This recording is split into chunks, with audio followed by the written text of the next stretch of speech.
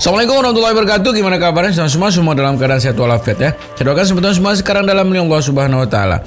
Jadi ada yang menarik sebetulnya, ini mencurigakan nih ketika memang si Widya sama Mega sekarang menyerahkan bukti gitu kan. Bukti kemarin yang HP-nya yang sempat diinteraksi juga ya ke kuasa hukumnya si 7 terpidana itu Temparadi ya. Ini mungkin menimbulkan spekulasi dan pertanyaan sebetulnya ini kenapa bisa terjadi seperti ini. Tapi kita harapkan positive thinking saya sebetulnya ya. Mudah-mudahan ini adalah salah satu nanti bukti yang memperkuat nanti kesaksian dari semua yang sudah dihadirkan di persidangan. Sehingga apa yang menjadi harapan kita sebetulnya yaitu untuk kebebasan 7 apa 8 orang ini akan segera kita dapatkan dan mereka dapatkan ya. Jadi gimana video selengkapnya sebetulnya?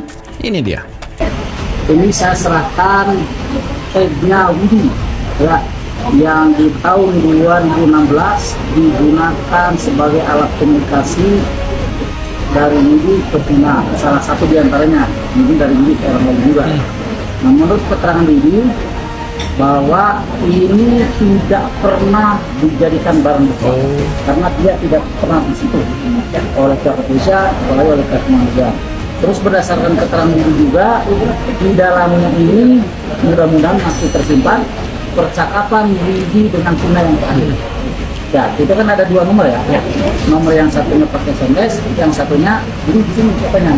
Gitu. Kemudian ada juga panggilan Widi ke Mariana, kakaknya Vina. Ini ada di sini, mudah-mudahan bisa dibuka karena kata Widi ini yang bermasalah itu ini touchscreen-nya ya. Ini saya serahkan, mudah-mudahan isinya bisa membantu membebaskan usaha Bang Gietek dan kawan-kawan untuk membebaskan para terpidana yang dipidana seumur hidup. Terima kasih Pak Mokhtar, luar biasa atas bantuannya, upayanya atas nama tim penasihat hukum dari 7 terpidana. Siap. Kami mewakili mereka sangat berterima kasih nih sama-sama atas bantuannya, atas dedikasinya. Semoga ini dapat membantu. Amin. Cari kebenaran. Yang kita cari kebenaran, bukan pembenaran. Siap. Makasih Pak Mokhtar. Sama-sama Ya, jadi saya menitip saja nanti kalau sudah selesai di ekstraksi tolong dikembalikan lagi saya kembalikan lagi ini. Oke, terima kasih banyak ya. Mudah-mudahan Ini keren sebetulnya, ini baru keren ketika memang pengacara-pengacara yang luar biasa ini sekarang bersatu gitu kan. Apalagi yang ada sekarang di Temparadi ini bukan kaleng-kaleng ya. Semua yang ada di Temparadi ini pengacara-pengacara yang hebat ya, yang luar biasa. Jadi harapan kita sebetulnya, harapan kita mungkin sama sekarang. Dan kemarin juga saya sampaikan bahwa ini mungkin adalah babak akhir ya. Tapi saya juga menemukan video sebetulnya ini sesuatu yang perlu juga kita cermati sebetulnya, bahwa yang jadi pertanyaan sekarang kok ini semakin diulur-ulur begitu kan persidangan ini gitu ya. Ada apa ini ya? Dan ini mungkin salah satu jawaban dari pertanyaan itu sebetulnya. Ini dia videonya. Wah, jangan-jangan ini strategi mereka mengulur waktu agar apa? Agar bisa jadi nih, andai kata pun handphone ini bisa dibuka, tapi kan sidang pra-peradilan bisa habis nanti. Sekarang ini sudah berjalan. Nah, andai kata sidang PK ini berjalan sampai habis, terus kan nggak ada gunanya lagi. Nah, kami justru mempercepat waktu agar apa? Agar handphone ini bisa dibuka, tapi bisa dipergunakan untuk bukti di sidang PK para terpidana gitu. Makanya kami antisipasi dengan mendaftarkan gugatan pra peradilan. Nah, kalau pra peradilan mulai hari Senin sampai 7 hari selesai dia. Ya, sekarang begini ya. Sekarang ini sebenarnya kalau memang pihak kepolisian ini ya benar-benar memperlihatkan keinginannya untuk mengungkapkan kebenaran ya, segala sesuatu ini bisa dilakukan. Sekarang ini kalau bicara masalah hukum ya, orang selalu bicara masalah hukum harus berdasarkan hukum. Tapi kalau orang bicara keadilan ya, kalau orang sudah bicara keadilan, bicara kebenaran, apapun bisa dilakukan. Kenapa? Karena demi keadilan, demi kebenaran, ya semua bisa dilakukan. Temuan-temuan yang memang ya bisa dipertanggungjawabkan baik secara hukum ya maupun secara keilmuan, ilmiah berdasarkan ilmu pengetahuan itu bisa saja dilakukan kalau memang pihak kepolisian benar-benar menunjukkan keinginan menunjukkan ke masyarakat bahwa mereka ini benar-benar berdiri ya, berada di kelompok orang-orang yang benar menginginkan kebenaran.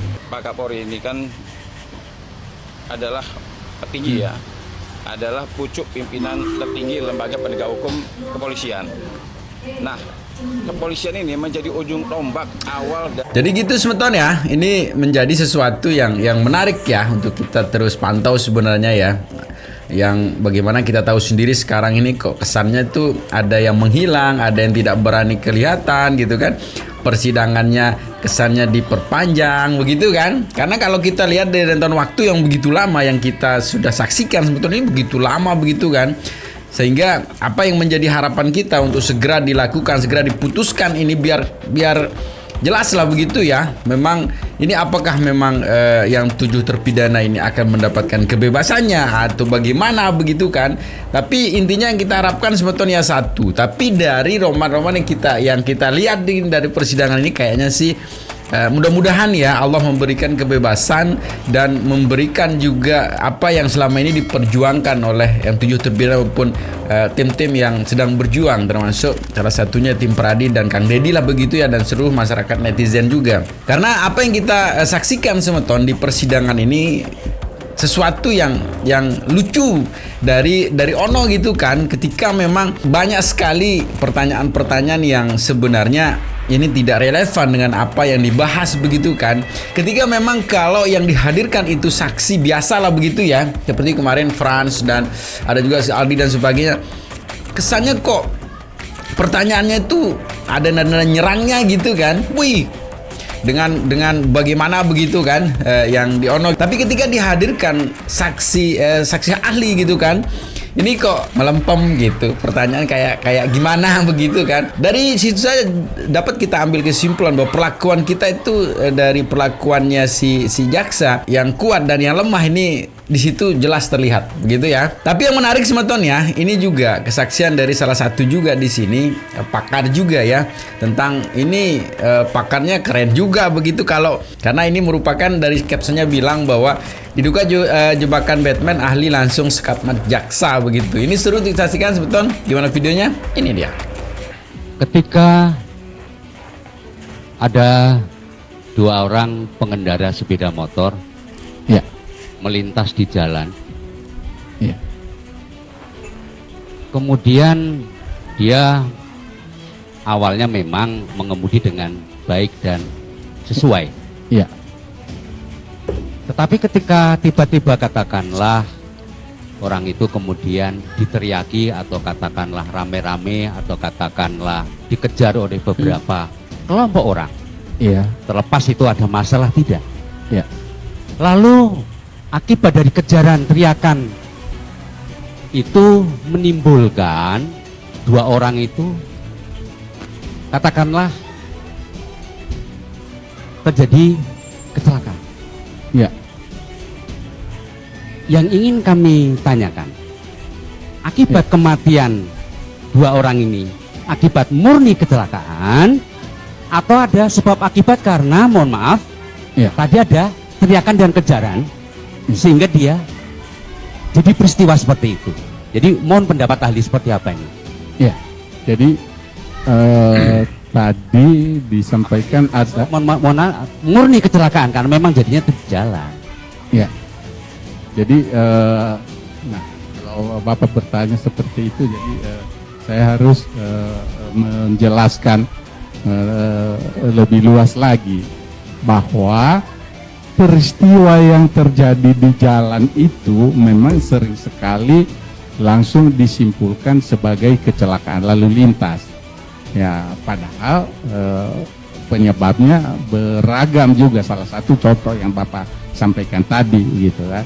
Tetapi yang perlu kita pahami sebagai penegak hukum, ya mohon izin ya Bapak sebagai jaksa kan penegak hukum, gitu kan, harus memahami bahwa penyebab terjadinya kecelakaan itu benar nggak karena teriakan itu, gitu kan, atau tidak karena ya justru ya saya pribadi ini diteriakin orang, dikejar, padahal nggak ada masalah apa-apa, saya malah berhenti gitu. Ada apa gitu kan?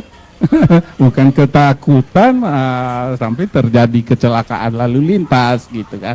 Jadi pertanyaan Bapak tadi, apakah itu dengan contoh seperti itu murni kecelakaan atau ada dugaan tindak pidana lain gitu kan. Jadi saya tentu tidak bisa menjawab secara ya atau bukan itu, karena untuk menyimpulkan itu tidak cukup dengan hanya cerita yang Bapak sampaikan. Ya, tidak cukup dengan berita yang Bapak sampaikan. Jadi ada fakta-fakta lain, ya termasuk keterangan saksi, ya yang harus dimiliki untuk menyimpulkan ya atau bukan. Demikian, Pak. Benar ya.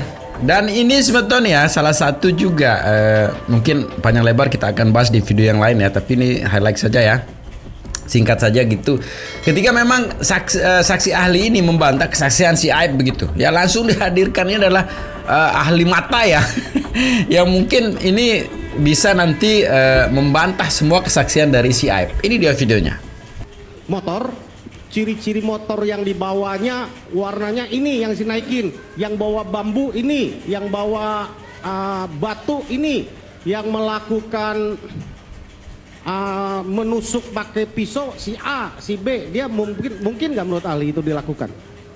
Dalam jarak seperti itu, ya. Yang tadi 50 sampai 50 itu agak sulit ya, itu karena itu tadi kemampuan penglihatan mata seseorang itu yang untuk melihat jelas itu sekitar 15 meter. Kecuali dia pakai teropong tadi ya, ahli ya. Iya, soalnya jaraknya itu terbatas ya, seseorang.